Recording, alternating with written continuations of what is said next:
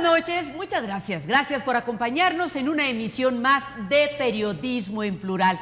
En esta ocasión aprovechamos que tenemos ya la semana pasada la aplicación de la vacuna contra el COVID-19 a niños, el aumento que ha habido de casos del COVID-19, y así que es para nosotros un gusto, un placer tener aquí en nuestro estudio a los expertos, a los representantes de los dos niveles de gobierno que son los responsables de estos dos temas: vacunación y contagios y prevención, por supuesto, contra el COVID-19. Así que rápidamente le damos la bienvenida a Elizabeth Guzmán. Ella es la directora regional de Bienestar. Muchas gracias, Elizabeth. Hola, muy buenas noches. Muchas gracias por permitirnos compartir la información a la ciudadanía. Un gusto saludar aquí al doctor Covarrubias. Qué placer.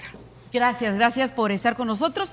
Y el doctor Rogelio Covarrubias, él es el director de la región sanitaria 2, aquí en la zona norte, ¿es verdad? Es verdad, muchas gracias por la invitación y bueno, un placer compartir también con ustedes esto. Muchas gracias por tomarse el tiempo, el espacio para hablar con nuestro auditorio. Y pues lo más importante es que tenemos vacunas y que la gente se está vacunando.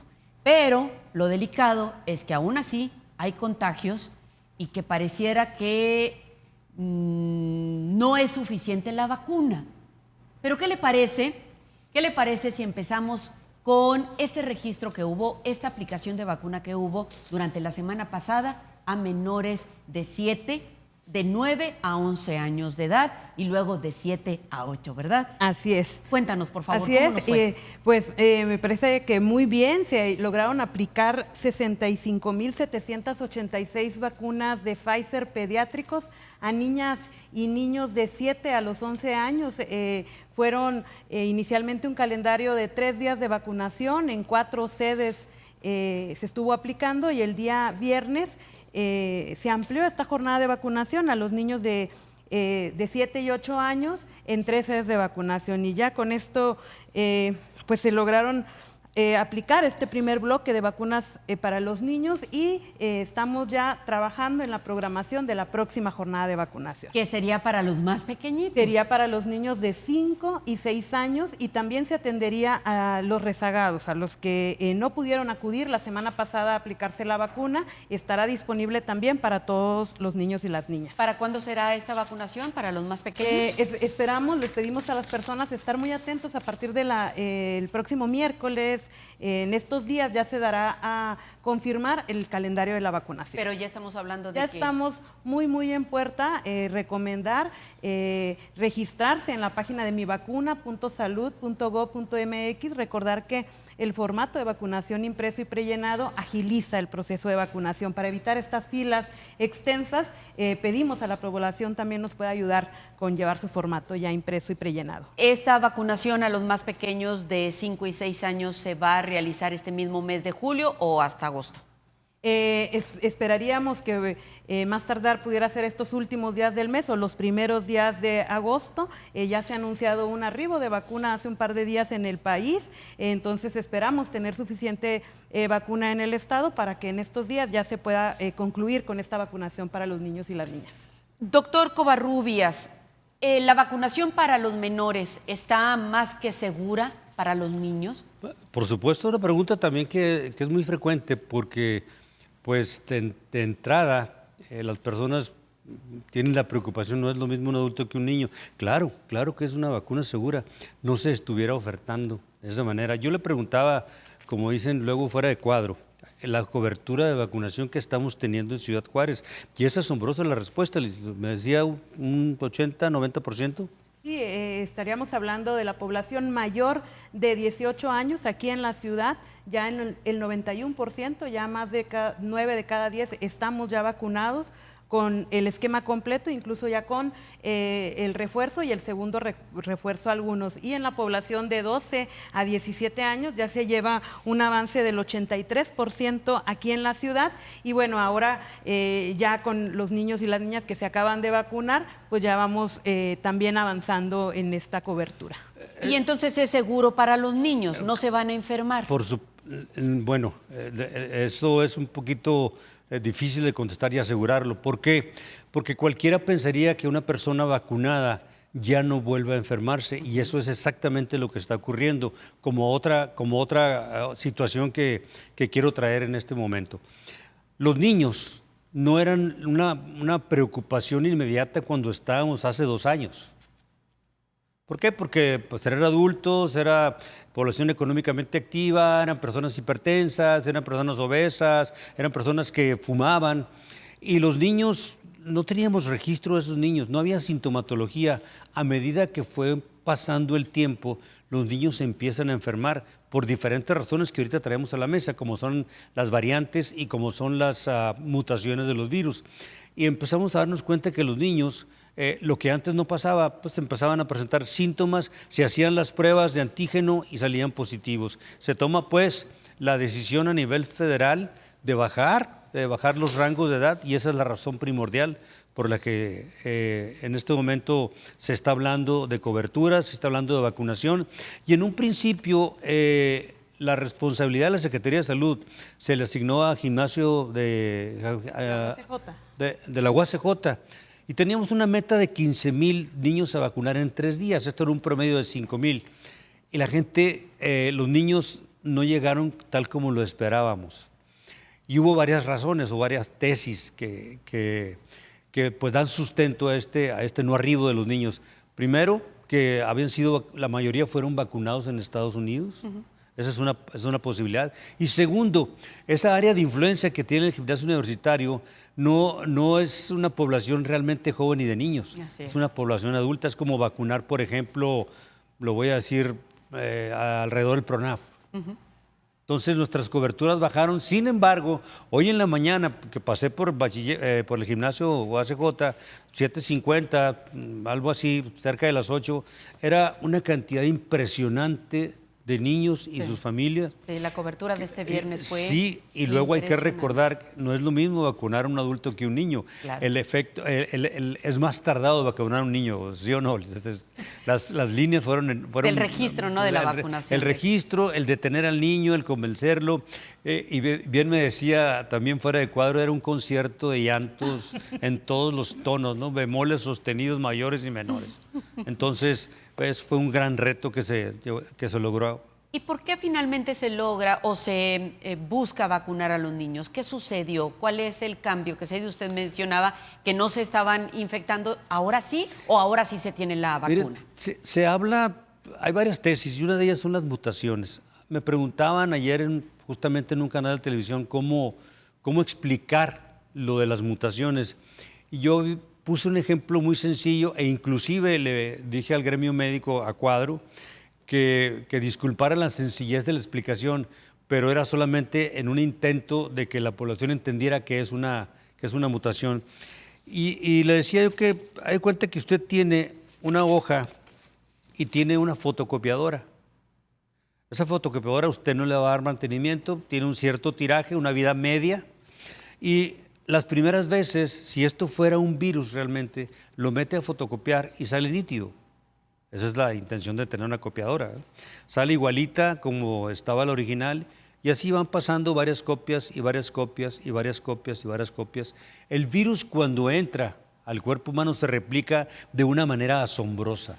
Se empieza a replicar, empieza a hacer muchas copias y copias y copias y el tóner, el virus, el tóner se va desgastando y le aparece en la hoja a usted una raya tal vez por el uso, porque ya falta tóner o porque el tambor se echó a perder. Esa raya es una mutación en el virus. Después empieza a tener un color más claro, lo sigue usted leyendo, el virus se sigue replicando, sigue leyendo lo que está ahí, pero después empieza a ser más clara la letra hasta el grado de ya no verlo o de ya no apreciar realmente lo que usted tenía en la hoja original o en las copias. El virus mutó de una manera en que se vuelve más contagiosa, es más transmisible y entonces empezamos a hablar de niños. Pero, ojo, esto es más común en los casos que tenemos activos por aquellas personas que no se vacunaron e inclusive ya vacunados no los exime de una reinfección, pero sí les da la relativa seguridad, porque esto es relativo en medicina, de que no van a enfermar de gravedad. Y eso es lo que estamos viendo, Mirna. Y entonces estas vacunas que se han aplicado, la primera, segunda, tercera, Los cuarta boosters, dosis, sí, ok. ¿cuánto nos va a proteger? Bueno, esa es una pregunta que es muy complicado de responder porque también preguntan, bueno, ¿cuánto me dura la protección? Eso depende de muchos factores. Para empezar, del huésped, en este caso, de la persona a la que yo le vaya a aplicar la vacuna. Si él tiene una comorbilidad, como es hipertensión, como es diabetes, como es obesidad, si es tabaquismo.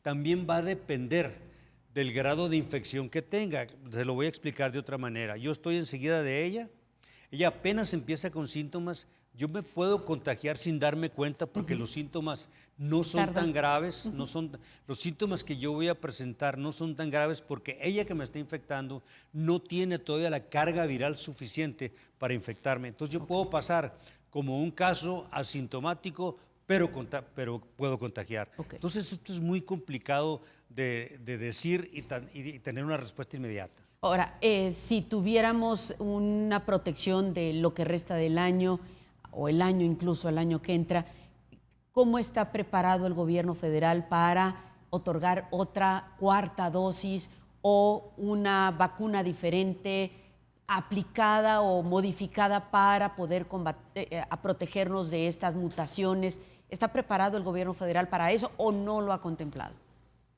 Yo creo que es algo que se va revisando de manera diaria, es un tema que se va actualizando constantemente por las diferentes variantes, como lo ha comentado el doctor, pero que sin duda las vacunas son un factor de protección importante. Lo vemos en los números de las disminuciones de las hospitalizaciones y también de las defunciones que desafortunadamente se han tenido. Pero creo que la Estrategia Nacional de Vacunación que ha dirigido la Secretaría de Salud de Gobierno Federal y en coordinación con todas las dependencias, pues ha estado trabajando y previendo cualquier situación.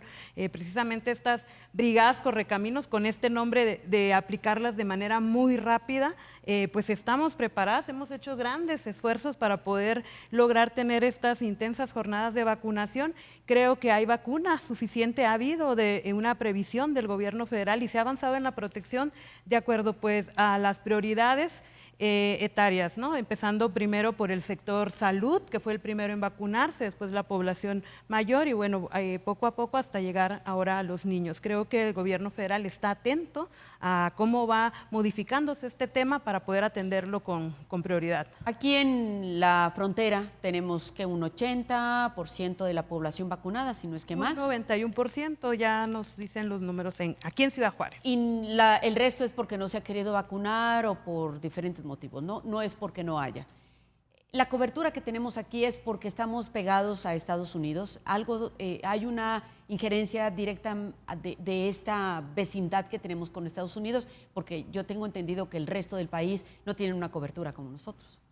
Yo creo que sin duda es un factor que cuenta. Ha habido una coordinación, incluso la vacunación que se hizo de manera transfronteriza bajo la coordinación de INDEX también, eso y bueno, pues esta vecindad, esta familiaridad que tenemos con esta vecina ciudad, pues ha llevado a los niños, a muchas personas a aplicarse su vacuna en el país vecino. Creemos claro que eso incluso suben el porcentaje de vacunación, aparte que ha sido una ciudad prioritaria, precisamente por ser fronteriza, hubo un operativo especial, la vacunación de 18 a 39 se hizo de manera muy ágil y mucho antes que varios de otros estados y que los demás municipios del estado.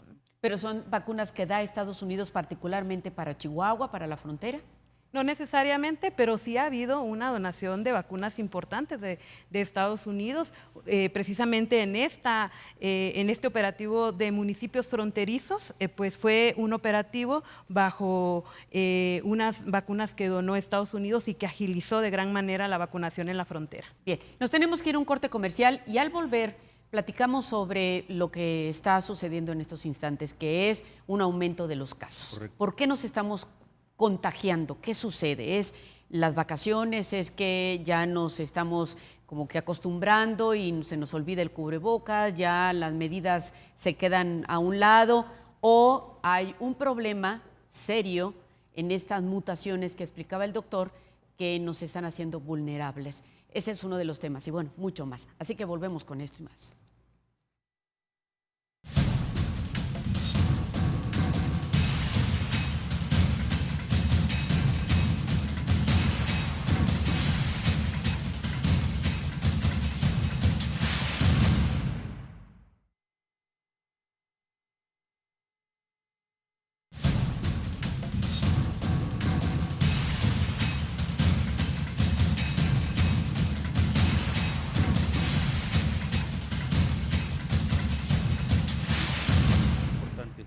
Bien, regresamos y sí, el tema de los contagios. Vamos a empezar con Elizabeth Guzmán para que nos des la postura y luego ya con el doctor que nos puede explicar aún más extenso. Pero ustedes hasta el momento, ¿cuál es la postura que tiene el gobierno federal ante este aumento o la llamada quinta ola del COVID-19? Bueno, creo que es algo que ocupa al gobierno federal, que ocupa a quienes representamos la institución aquí en la ciudad. Y bueno, pues estamos trabajando para continuar estas jornadas de vacunación. Hay que seguir tomando las medidas preventivas que ha marcado el sector salud, hay que seguir atendiendo todo esto para no contagiarnos. La vacuna, recordemos, importante para evitar que nos contagiemos o no, con gravedad, evitar esta mortandad, pero sí, sobre todo creo que el regresar a esta nueva normalidad, como se vino hablando desde el momento del contagio, es también cambiar nuestros hábitos, ¿no? Tiene que ver también con la forma en que nos alimentamos, la forma en la que vivimos. Creo que eso nos ha dejado lecciones que tenemos que seguir atendiendo como población para ir ayudando a que este virus pues tenga menos efectos malos en nosotros. ¿Eso quiere decir que ustedes como gobierno federal están de acuerdo en que se vaya disminuyendo, por ejemplo, el aforo o de que cambiemos a un semáforo aún más bajo, por ejemplo, de movilidad, a que regrese el cubrebocas en los lugares abiertos? Te lo pregunto porque el alcalde, que es de su mismo partido, no estaba de acuerdo con estas medidas que tomó la semana pasada el gobierno estatal. Bueno, creemos que hay una libertad de las personas, creemos que hay que ser muy responsables, pero también respetar las medidas que pues la autoridad de salud nos marca, porque bueno, eso nos ayuda a protegernos. Yo llamaría a que sigamos atendiendo estas medidas que el sector salud toma, también cuidando el tema económico, también cuidando que un tema de salud no sea también o agrave una situación económica, ¿no? También ir viendo los diversos escenarios y pues ir regresando a esta normalidad con todas las medidas preventivas. ¿Y hasta dónde el gobierno permitiría que se hiciera otro evento masivo como la feria? Bueno, yo creo que eso pues sí corresponde pues a otras autoridades poder definir. Nosotros llamaríamos a seguir cuidándonos, ¿no? Bien, doctor, por favor, contagios. Sí, tenemos unas cifras que realmente son alarmantes en términos de números. Déjeme comentarle que tengo aquí unos datos del 5 al 11 de junio. Tuvimos 183 casos, del 5 al 11 de junio. Una semana después, del 12 al 18, 452. Los números van aumentando. Del 19 al 25, una semana después, 776 casos. Y ojo con este dato. Del 26 de junio al 2 de julio, 1,124 casos. En la semana posterior, del 3 al 9, 1,226. El señor secretario, el doctor Felipe Sandoval, fue muy claro hace, yo creo, una semana y media, 2, en una entrevista, donde no era nuestro gusto y de ninguna manera estábamos a favor de que disminuyeran los aforos o que se limitara el uso del cubrebocas. Es decir, él se basaba, igual que el Consejo, en varios indicadores y mencionó 4, probablemente me acuerde de 2 o 3. Primero, el aumento de número de casos, y se los acabo de mencionar, un crecimiento exponencial. Claro. Que hace posible que el Consejo se reúna cada 15 días o las veces que lo consideren conveniente para analizar ese número de casos y en quiénes se está dando. Si son personas mayores, si tienen comorbilidades, como lo dijo y lo comentó bien, el número de fallecimientos que estamos teniendo, cuál es la ocupación hospitalaria y si tenemos pacientes entubados. Ahorita el problema solamente son los casos que están aumentando. La ocupación hospitalaria en términos generales no llega ni al 40%. Si nosotros pensamos de las cifras que teníamos hace un año y medio, 2, pues nada que ver con ese 40%, de tal manera que no había ni siquiera camas. El número de muertos, la letalidad, el riesgo de morir era muy alto. Ahora el riesgo de morir es mucho menor. El problema que estamos teniendo son los casos. La pregunta que yo espero de usted de inmediata es, ¿por qué? ¿Qué está pasando? se han relajado las medidas. Vacaciones. Las vacaciones. Creímos que al vacunarnos ya estábamos protegidos, podíamos andar por la libre sin el cubrebocas, la sana distancia se podía no respetar. Pues no, las indicaciones fueron claras y puntuales por parte del Consejo, por parte del señor secretario y por supuesto de nuestra gobernadora. El uso del cubrebocas nunca se ha dicho que se deje de usar.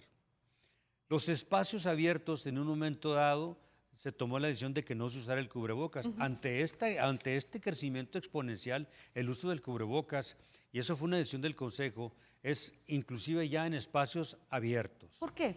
¿Realmente ayuda o es más mental? No, sí realmente ayuda, porque hay que conocer cómo funciona la transmisión en un padecimiento justamente transmisible.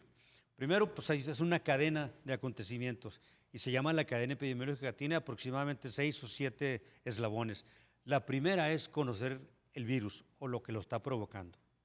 En este caso, pues tenemos el virus de COVID, ¿verdad?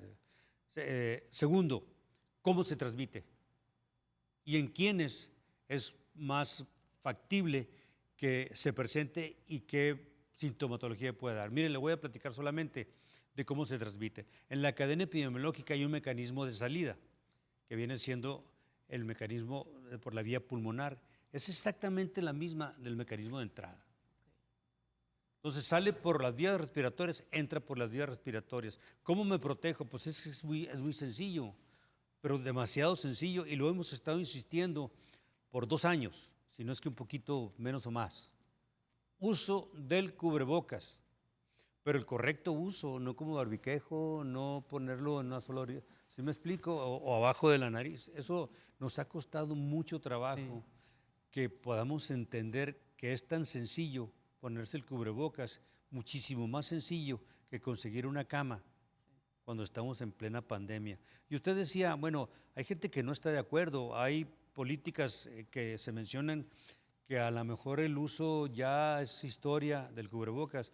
Mire, hemos aprendido algo. Lo que caracteriza a la raza humana es su diversidad.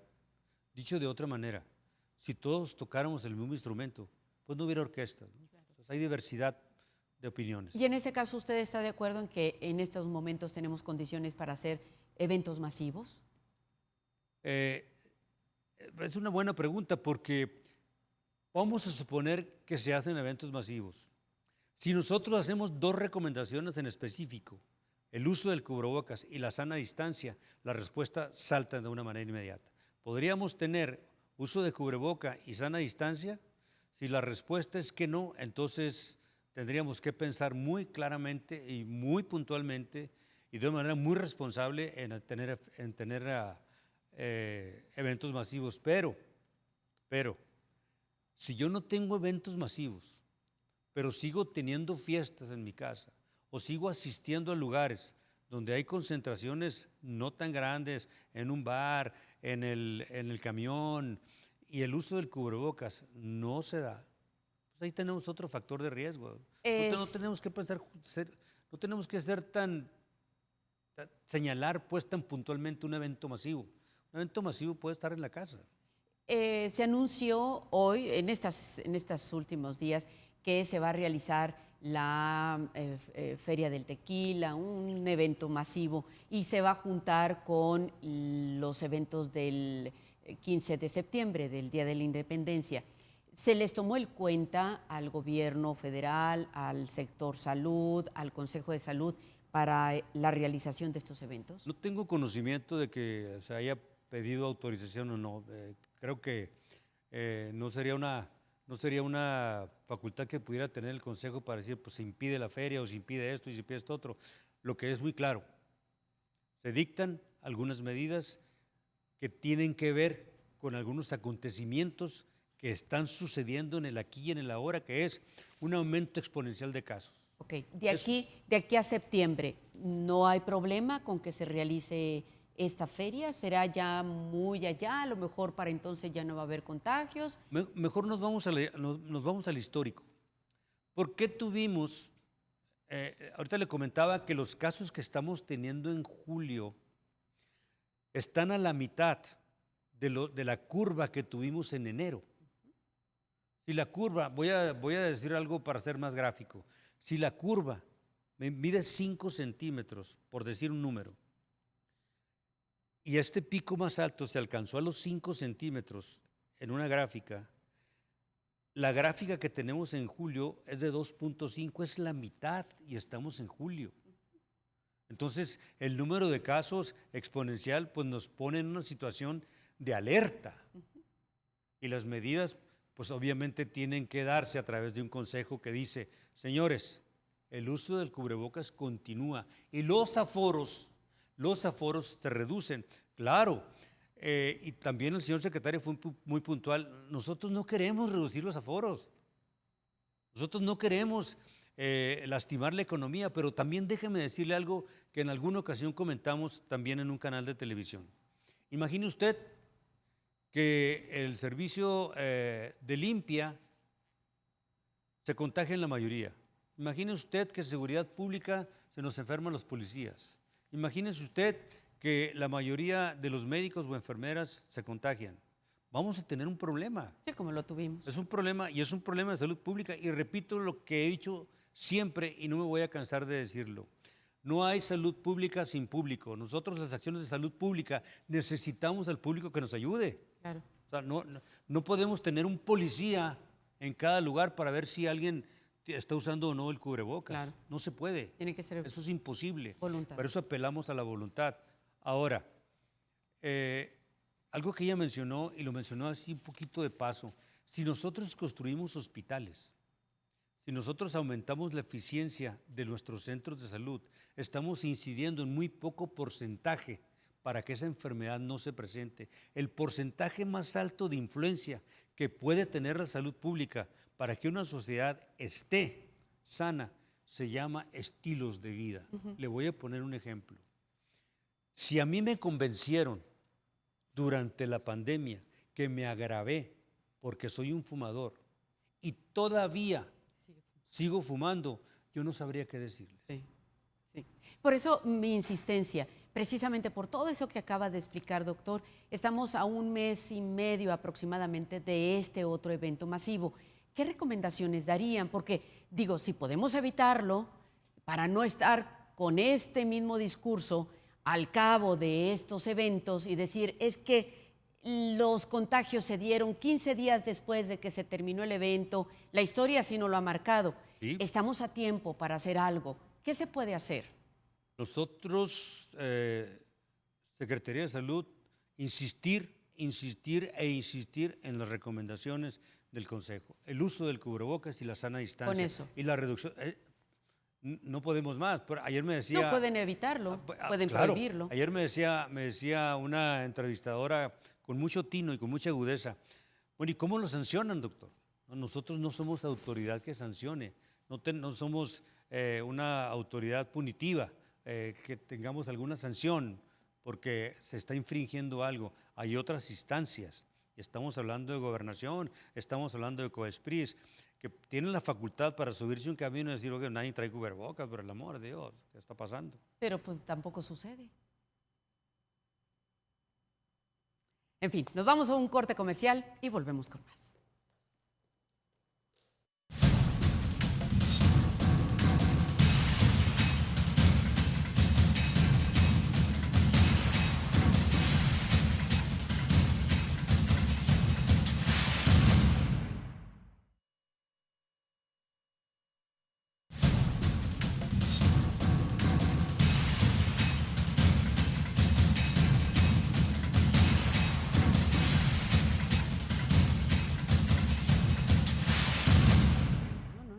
Bien, seguimos aquí en esta conversación que tenemos con las autoridades de salud, los representantes del gobierno federal por el tema del COVID-19 y los contagios.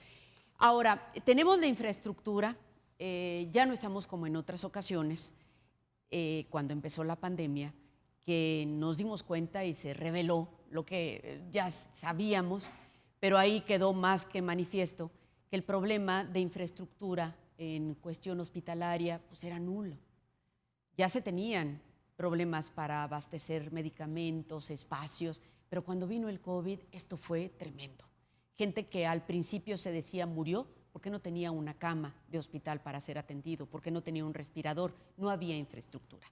Pero eso ya pasó. ¿Cómo nos encontramos en estos momentos, Elizabeth?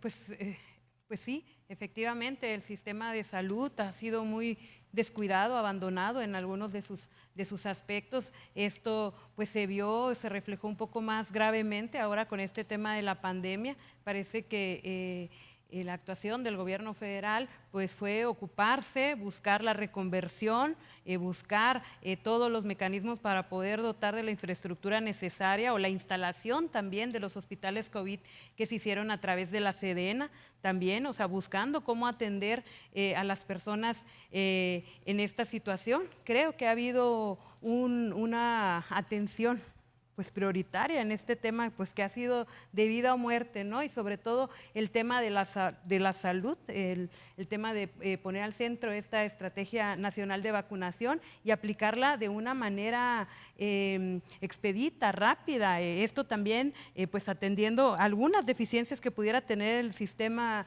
de salud. Por eso esta estrategia de vacunación se planteó en megacentros, en megapuntos, para poder avanzar de una manera rápida, ¿no? También poder ayudar en paralelo al tema de salud y evitar que las personas pues fueran cayendo hospitalizadas. ¿Y tienes el dato o tiene el dato de cuántos, por ejemplo, respiradores hay, cuántas camas preparadas para atención de casos que se puedan complicar del COVID? No cuento con el dato sobre lo que me preguntas. Creo que el sistema de salud lo pudiera tener si no nos comprometemos a poder compartirlo. Creo que es algo público para que también pues, se sepa, ¿no? Pero no estamos en un escenario como hace 2 años. No. Aún y con estas variantes. De ninguna manera. No. Aún y con estas variantes, ¿verdad? Muy bien. Sí, también quiero comentar, es muy interesante lo que ella menciona, pero es el no haber tenido las camas suficientes, el no haber contado con los respiradores que se necesitaban en ese momento, no fue privativo de Ciudad Juárez. ¿De acuerdo? Esta ola vino a cambiar muchas cosas y a darnos cuenta de otras. Tan nos enseñó estas olas anteriores que teniendo una conversación fluida, muy dinámica que tenemos con los hospitales, le puedo comentar, hace 2 días hablamos con el director del Hospital General, el doctor Tadeo Perzaval, hablamos con el director del Hospital Infantil, el doctor Mauricio Acosta, hablamos con el director del Hospital de la Mujer, Luis Guzmán. Todos, Mirna, todos están preparados a través de la enseñanza anterior para reconvertir en cualquier momento. Los insumos que se precisan para tener un ataque frontal para esta enfermedad en caso de un repunte como el que estamos viendo, los insumos los tenemos, estamos preparados y la palabra es correcta que voy a emplear, estamos preparados mejor que antes. ¿Por qué? Porque hemos ido aprendiendo. Claro. Entonces, la ocupación hospitalaria es muy importante, pero hay que tener mucho cuidado con los números. Los números puede uno jugar con ellos y pueden ser engañosos para la gente que sabe interpretar los números. Si yo le digo que tenemos una ocupación hospitalaria en un X sanatorio, clínica, del 100%, va a decir, caray, pues entonces hay mucho COVID. No, porque pasa que es una cama destinada para COVID y esa cama está ocupada, eso es un 100%. Pero en términos generales, esas ocupaciones hospitalarias que rebasan el 85, el 90 o inclusive más, actualmente están en menos del 30%. Tenemos 70 camas disponibles de cada 100 para atender pacientes COVID e inclusive reconvertidas otras tanto para en caso de un repunte como el que estamos viendo, pero esos casos no son graves del todo. Así es, afortunadamente. Son más tenues. Así es. Y eso se puede cubrir con el sector salud, lo cual no costaría al derechohabiente, al enfermo, ¿no? Y yo quisiera reconocer también el gran papel solidario y apoyo que ha jugado la industria, el sector industrial y el sector privado, tanto en los apoyos de los insumos al principio de esta pandemia como también en el tema de las jornadas de vacunación. Ha habido un espíritu solidario que ha sido fundamental y creo que lo reflejan los números. Tiene mucho que ver también la participación del sector industrial en este gran avance que ha tenido la vacunación en la ciudad. Sin duda. Platicábamos también fuera de cuadro la logística, que muy poca gente se pone a pensar cómo se lleva a cabo todo ese evento y platicábamos del punto. Tenemos, creo que puedo no exagerar al decir que teníamos 300, 400 personas participando en ese operativo. Sí. Y empezar a trabajar de las qué horas te gustan, 4 o 5 de la mañana, empezar a preparar termos, buscar comida, buscar café, buscar sanitarios. Esto realmente fue un reto.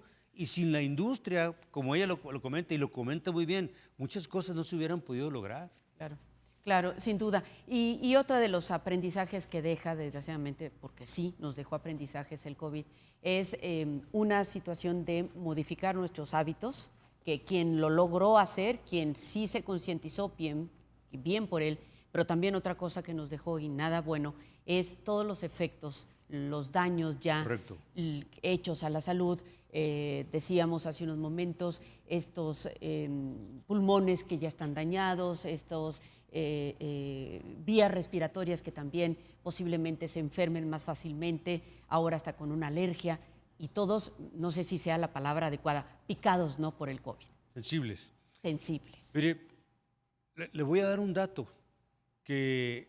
Y esto cómo encarece el sistema de salud, ¿verdad? Claro, y le voy a dar un dato que poca gente conoce.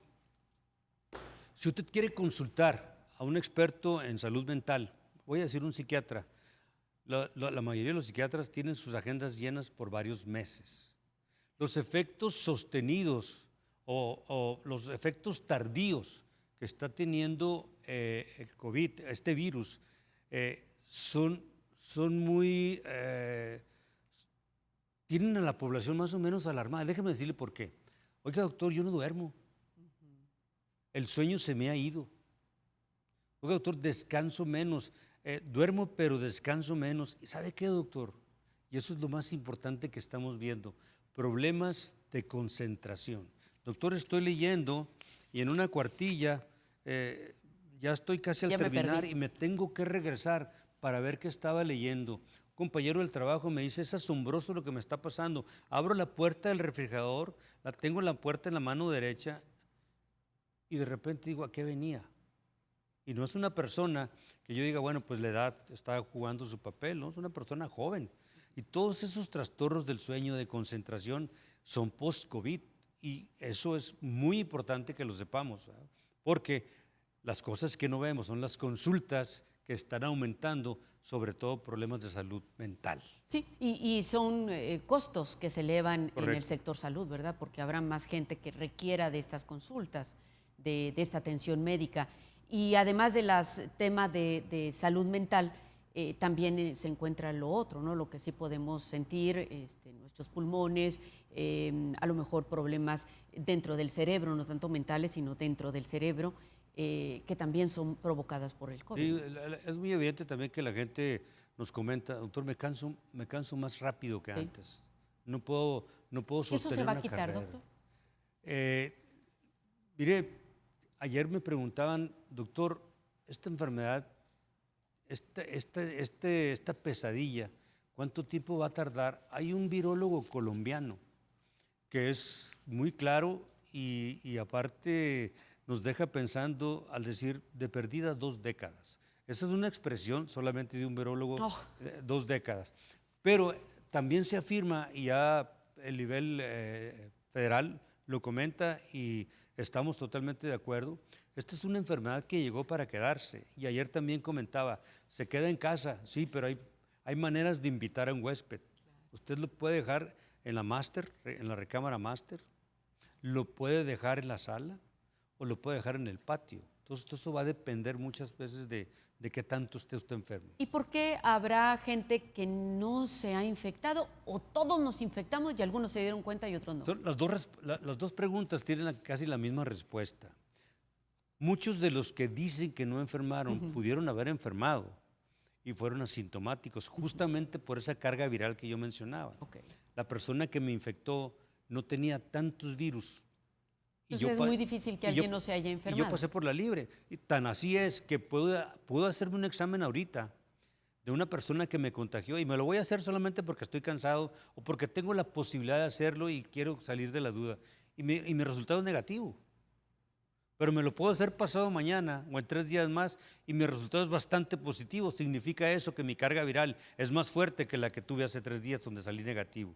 Entonces, hablar de virus y hablar de comportamientos virales es más complicado de lo que parece. Oiga, doctor, pues si tenemos una vacuna, pues sí, pero hay mutaciones. Oiga, doctor, pero ya me vacuné y ¿por qué me está dando? Ah, pues porque hay mutaciones. Oiga, doctor, ¿por qué me contagio? Ah, pues porque no está usando cubrebocas.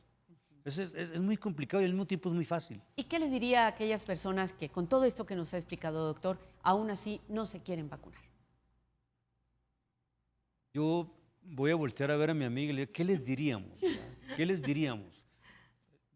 No lo podemos...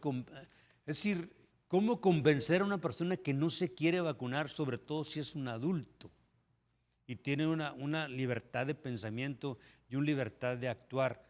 La única forma que yo veo que pueda una persona adulta entender, fue lo que lo comenté también fuera de cuadro, cuando el paciente grave, ya casi para morir, lleva mi mismo apellido.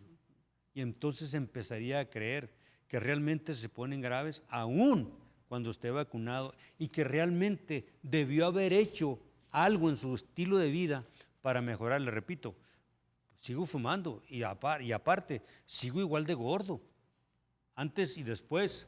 Y aparte tengo otra comorbilidad, soy gordo e hipertenso. Entonces el hecho de que me haya enfermado y el hecho de que me haya asustado no fue suficiente para cambiar mi hábito, mis estilos de vida, que es lo más importante que tenemos que hacer en medicina y lo más difícil. Sí. ¿Hay alguna modificación dentro del sistema de salud que vaya directo a la atención de enfermos post-COVID o con problemas ya provocados por el COVID? Bueno, yo creo que el sector salud ha estado atendiendo, creo que ellos están viendo, yo creo esto que acaba de comentar el doctor es bien importante, el tema de las altas en las consultas, esto refleja, ¿no?, qué es lo que va pasando posteriormente después de estas jornadas de vacunación o cómo va dejando estas secuelas el virus. Yo llamaría al exhorto a sumarse a estas jornadas de vacunación, a confiar en la ciencia, a vacunarse. La vacuna es altamente efectiva para evitar la hospitalización, para evitar la gravedad de este virus y para evitar la mortandad, que es lo que no queremos que suceda. Definitivamente así es. Nos vamos a ir a un corte comercial y al volver nos vamos con el tema, si nos permite Elizabeth Guzmán, en particular ella, ¿qué va a suceder cuando se terminen estas jornadas? Que, por ejemplo, estamos al pendiente de los niños, de los menores. ¿Qué va a suceder? ¿Dónde se van a poder conseguir las vacunas o dónde se van a poder seguir consiguiendo las vacunas? ¿Serán también gratuitas? ¿Quiénes se van a poder vacunar? ¿Dónde? En fin, todos esos datos seguro también le interesan. Volvemos con esto y más.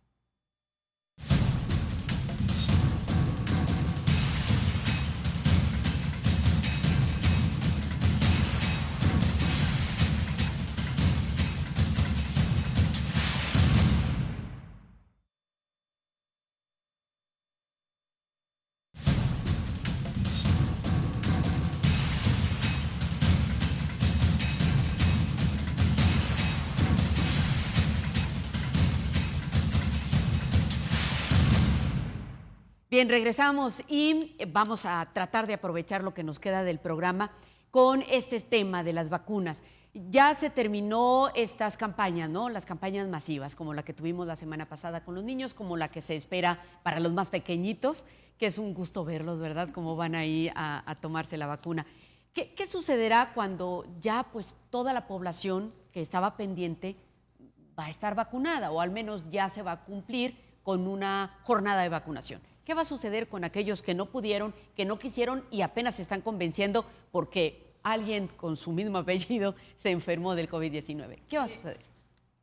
Quedan algunas jornadas de vacunación todavía pendientes aquí en Ciudad Juárez. Una de ellas, pues bueno, es esta inmediata, que es la de los niños y niñas de 5 y 6 años y los rezagados de 7 a 11 que pudieron no haber podido acudir a la vacunación, o también la estaban pensando, exhortar a los papás, a las mamás de estos niños a que acudan, a que vayan platicando con los menores, a que vayan explicando Para los la pequeñitos. importancia, a los de 5 o 6 años, explicándole lo importante que es aplicarnos la vacuna para cuidarnos entre todos, pensar en colectivo, pensar entre todos. Está pendiente también una jornada de vacunación de segundas dosis para los adolescentes, los jóvenes de 12 a 17 años. Hay una jornada también ahí pendiente, está muy próxima también a llevarse a cabo, y acaba de suceder una jornada de vacunación del 13 al 15 de julio también, en donde hubo a disposición. Por primera vez, ¿verdad?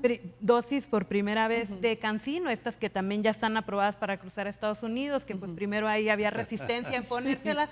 Ya, es una buena motivación. Sí, es una buena motivación. Hubieron segundas dosis de AstraZeneca, refuerzos y segundo refuerzo. Se ha hecho un llamado a la población, hubo una disponibilidad de casi 15,000 vacunas, se aplicaron solamente 6,000, de esas 1,300 aproximadamente fueron primeras dosis de CanSino, o sea, todavía hay personas que se están animando a ponerse la vacuna, seguir insistiendo sobre todo con estas personas que no se han aplicado a ninguna, a que se sumen a las próximas jornadas de vacunación.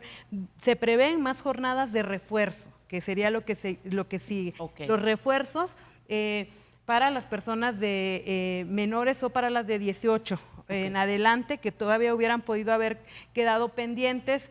Recordar que el refuerzo se pone después de 4 meses de haberse aplicado su segunda vacuna, de haber completado su esquema. Se pueden prever algunas jornadas más de AstraZeneca o de CanSino de primeras dosis para poder seguir atendiendo. Estamos pendientes también con la vacunación para los niños emigrantes, de estos de 5 a 11 años, también se les ha atendido como en todas las jornadas. También ya se prepara en coordinación con el sector salud la vacunación a estos grupos también prioritarios en la ciudad. Pero entonces, fuera de esas jornadas, ¿no se pueden aplicar estas vacunas? Creo que se ha ido hablando desde la Secretaría de Salud de Gobierno Federal la estrategia de ir avanzando en la aplicación de las vacunas a través de las clínicas de salud, a través de los hospitales. Se hizo así en el mes de abril, un operativo en donde a través de los centros de salud, de las clínicas del IMSS y del ISSSTE, se aplicó la vacuna, primeras y segundas dosis. Probablemente hacia allá irá avanzando este tema de las vacunas. Es muy seguramente que una vez que la mayoría de la población haya sido atendida de la manera más rápida, voluntaria, entonces ya se podrá distribuir. Como el resto de las vacunas, ¿verdad? Y eso sería lo ideal. Creo que para allá vamos. Para allá va avanzando la Oiga, estrategia. Que cada centro de salud en su termo, en sus refrigeradores, tenga la vacuna. Oiga, vengo a vacunarme contra el COVID. Adelante. Como lo hacen por la influenza. Por la influenza. Y entonces ya no va a haber una jornada de una cuarta dosis, por ejemplo. No. Estaríamos esperando cuál sería la estrategia. Creo que va avanzando más hacia el tema de ir ya ampliándose hacia los sectores de salud, terminar de aplicar la vacuna de lo de 5 a 11, que es la Brigada Correcaminos, de esta vacunación que pues es rápida para poder protegernos en el menor tiempo posible, y pues yo creo que sí se irá abriendo la estrategia. Porque si yo ya cumplí los 6 meses y deseo una cuarta dosis, por ejemplo, que es para la mayoría de los adultos, sería una cuarta dosis, no puedo ir al sector salud y decir yo quiero otra. En este momento no hay aplicación de vacunas más que en los centros que se disponen de las jornadas, sí. Ok. Otro de los temas es, ¿qué pasa con los centros comerciales, doctor? Pues pasa que hay un relajamiento de las medidas, eso lo estamos viendo. He sido testigo de, al entrar a un centro comercial X. Alcohol, gel, no hay gel, ya, pues puede ser posible que permitamos que el termómetro no se use. Pero si no se usa. Porque también yo haría una pregunta. Adelante. Aunque usted es la que entrevista. No, yo aquí, yo haga de cuenta que yo estoy. ¿Cuántas personas fueron devueltas, se regresaron de una tienda de conveniencia o de un súper o de por tener fiebre? Yo en lo personal dudo que se hayan regresado 50. 50. Entonces, Pero eso no significa que porque no hay una persona que los regrese o porque no estemos vacunados, las medidas se relajen. Entonces, imagínese usted en un camión urbano, un camión rutero. No, ahí nunca se cumplió. Imagínese la capacidad de infectar, o sea, no es tanto que yo me infecte, sino a quiénes voy a infectar y qué les va a pasar a esos que yo voy a infectar. Entonces, no pensar en el otro, ese es el problema que estamos teniendo. No pensar en el otro, en el próximo. Sí se han relajado las medidas. ¿Qué está pasando en los centros comerciales? No en todos, afortunadamente. El uso del gel, pues a veces ahí está y es un chorrito y que le vaya bien. Sí, pero sí hubo un cambio cuando se quitó el cubrebocas en las zonas abiertas. Sí hubo un cambio porque se le anunció a los empresarios, a los dueños de los centros comerciales, del comercio en general, que ya no era necesario los tapetes, por ejemplo, que ya los quitaran, que ya no iba problema, que si querían podían seguir poniendo el gel, que si querían podían seguir tomando la temperatura. Todo se dejó a si gustas, ¿no? Ya no era una obligación. Pero ahora con este cambio que regresa el uso de cubrebocas, pues debería ser de nuevo una obligación, ¿no? Va a ser una obligación, debe ser una obligación y debe haber sistemas de control interno que no los va a poner la Secretaría porque no es posible, claro. tener a una persona en cada Pero centro. sí sanciones. Claro, pero repito, hay instancias que sancionan. La Secretaría de Salud dicta las pautas, dicta las recomendaciones y hay quien proceda pues a sancionar. No somos nosotros. No es la Secretaría de Salud. No es la Secretaría pues es de en Salud. conjunto, ¿no? Sí, pues es una... Había las llamadas células COVID. Exacto. Ayer nos hicieron la misma pregunta y pues estábamos hablando de Gobernación y Coespris. Ok. Sector salud no se mete en Nada más este dicta asunto. recomendaciones. Tampoco perdón, No, al contrario, tampoco en el asunto de los eventos masivos. tampoco. Te recomienda. Recomendamos ¿Y las recomendaciones? recomendamos esto otro, pero no somos quien para decir no se hace. ¿Y la recomendación para los próximos eventos masivos sería? Para los próximos, lo mismo. Uso de cubrebocas y sana distancia. Pero que sí se realice. Que se realice. Y luego la disminución de los aforos al 80%. Y queremos que hasta ahí llegue. Okay. Sí, ojalá. De aquí a septiembre, pues sabrá Dios, ¿verdad? Sabrá Dios. Muchas gracias. Ya se nos terminó el tiempo. Muchas gracias por estar con nosotros. No, gracias, como siempre, por permitirnos informar. Gracias, Elizabeth. Gracias. Gracias, doctor. Y sobre todo, gracias a usted por atendernos. Muy buenas noches.